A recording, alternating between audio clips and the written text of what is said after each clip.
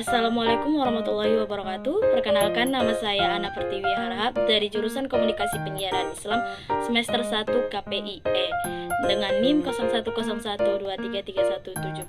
Di sini saya akan menjelaskan tentang hadis arba'in yang pertama, segala perbuatan tergantung pada niatnya. Oke, pertama-tama kita akan membahas struktur yang akan kita bahas di dalam PPT tersebut. Yang pertama, nanti ada penjelasan tentang KI1, KD, dan indikator pencapaian kompetisi, dan akan ada materi dan juga pula ada kuis. Untuk mempersingkat waktu, marilah kita sama-sama membahas tentang hadis tersebut.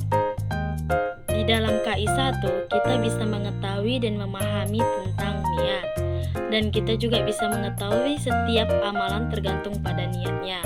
Yang ketiga, kita bisa menunjukkan sikap berniat ikhlas kepada Allah. Dan di dalam KD ada mengidentifikasi pemahaman tentang hadis niat. Yang kedua, melakukan perbuatan amalan yang bergantung pada niat. Yang ketiga, menerapkan sikap ikhlas dalam melakukan perbuatan karena Allah Subhanahu wa taala terhadap niatnya. Yang ketiga, indikator pencapaian kompetensi. Diharapkan kepada pembaca bahwa umat Islam mengetahui kedudukan hadis sebagai sumber hukum Islam yang kedua, karena pada dasarnya setiap perbuatan pasti didasari oleh hadis. Tidak mungkin suatu amalan itu ada kecuali sudah ada didahului. Adapun hadis arba'in yang menjelaskan tentang niat. Bismillahirrahmanirrahim.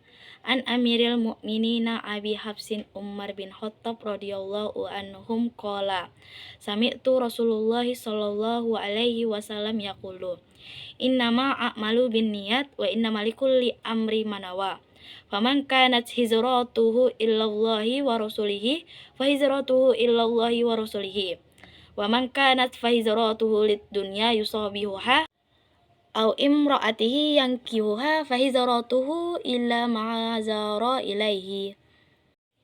Artinya, dari Umar bin Khattab radhiyallahu anhum, dia berkata, saya mendengar Rasulullah shallallahu alaihi wasallam bersabda, sesungguhnya setiap perbuatan tergantung niatnya, dan sesungguhnya setiap orang akan dibalas berdasarkan apa yang dia niatkan. Siapa yang hijrahnya karena ingin mendapatkan keridhaan Allah dan Rasulnya, maka hijrahnya kepada keridhaan Allah dan Rasulnya. Dan siapa yang hijrahnya karena dunia yang dikehendakinya, atau karena wanita yang ingin dinikahinya, maka hijrahnya akan bernilai sebagaimana yang dia niatkan. Hadis riwayat Bukhari, Muslim, dan 4 imam ahli hadis.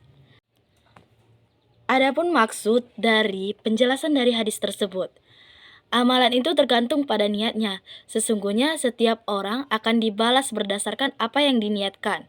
Ungkapan Rasulullah Shallallahu alaihi wasallam ini menunjukkan bahwa seseorang mukmin yang sadar ketika melakukan ibadah tertentu pasti tercetus dari niat.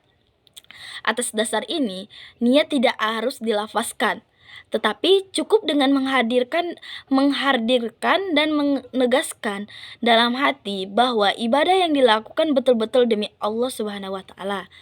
Penggalan hadis ini menunjukkan pula bahwa besarnya pahala yang dapat diperoleh sangat tergantung pada keikhlasan yang mendasari suatu ibadah. Dalam kerangka inilah pendapatan yang mengatakan tidaklah Abu Bakar mengalahkan kalian dengan banyaknya amalan ia lakukan, tapi karena keikhlasan ketika beramal dapat dipahami.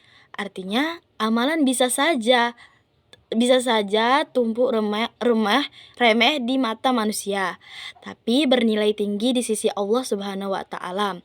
Sebaliknya pun demikian. Bisa jadi menurut manusia amalan tertentu besar, tapi minim pahala akibat niatnya yang tidak benar.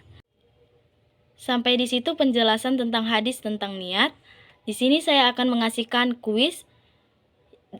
Yang pertama, di bawah ini pernyataan yang tepat tentang niat ialah A. Sebelum melakukan sesuatu perbuatan hendaknya niat ditata terlebih dahulu. B. Niat merupakan hal yang sangat penting hubungannya dalam beribadah kepada Allah Subhanahu wa taala. C. Niat hanya diperuntukkan untuk melakukan suatu kebaikan. D. Pernyataan A dan B dan C benar. Maka jawaban yang tepat ialah A dan B dan C benar. Yang kedua, dalam melakukan segala sesuatu, niat harus berdasarkan karena A. Tujuan tertentu, B. Keuntungan pribadi, C. Allah Subhanahu wa Ta'ala, D. Kepentingan golongan. Jawaban yang benar ialah C. Allah Subhanahu wa Ta'ala. Yang ketiga, Allah akan menerima amal ibadah seseorang yang diniatkan secara A. Terpaksa, B. Ikhlas semata karena Allah, C. Sabar, D. Sengaja. Jawaban yang benar ialah B. Ikhlas semata karena Allah Subhanahu wa Ta'ala. Kenapa? Ketika kita melakukan amal ibadah, kita harus ikhlas semata-mata karena Allah Subhanahu wa Ta'ala, bukan karena orang lain. Sampai di sini saja penjelasan